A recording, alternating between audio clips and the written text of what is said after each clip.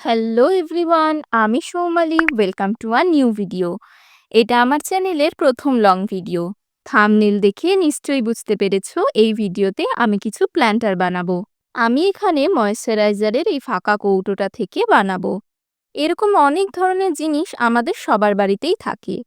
তোমরা সেগুলোকে একটু শেপ করে সাজিয়ে নিলেই সুন্দর সুন্দর প্ল্যান্টার তৈরি করে নিতে পারবে। কিভাবে কালার করব, কি কালার ইউজ করব, কিভাবে হ্যাং করাবো সেগুলো সবটাই এই ভিডিওতে শেয়ার করব। দেখতে থাকো। এই কৌটোটাকে প্রথমেই দুভাগে ভাগ করে কেটে নিয়েছি। ওপরের পার্টটা আপাতত আমাদের কোনো কাজে লাগছে না, নিচের পার্টটা থেকে স্টিকারটা ছাড়িয়ে নেব। ওটা একটু হেয়ার ড্রায়ার দিয়ে গরম করলেই বা গরম জলে একটু ডুবিয়ে রাখলে স্টিকারটা উঠে যাবে। তারপর যে এক্সেস গ্লুটা লেগে থাকবে গায়ে সেটা একটু তেল দিয়ে মুছে দিতে হবে। তার বেঁকিয়ে এসের মতো বানিয়ে প্ল্যান্টারটার ওপরে দুটো ছিদ্র করে সেখানে পরিয়ে দিতে হবে। তাহলে গ্রিলের সঙ্গে এগুলোকে ঝোলানো যাবে। যেহেতু এগুলো প্লাস্টিকের তাই স্যান্ড পেপার দিয়ে ঘষে সারফেসটা একটু রাফ করে দিয়েছি, তাতে কালারটাও ভালো বসবে।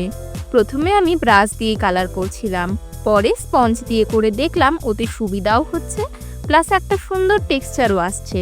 প্রথম দিনে এটুকু করেই রেখে দিয়েছিলাম। নেক্সট দিন আবারও সব নিয়ে বসে পড়েছি। এই ধরনের ইমোজি প্ল্যান্টারগুলো সোশ্যাল মিডিয়াতে অনেক দেখেছি, তবে সবই লাইট কালারের ওপর। সেগুলো দেখেই এটা বানাবো ভেবেছিলাম, কিন্তু আমার একটু ডার্ক কালারের ওপর করারই ইচ্ছে ছিল।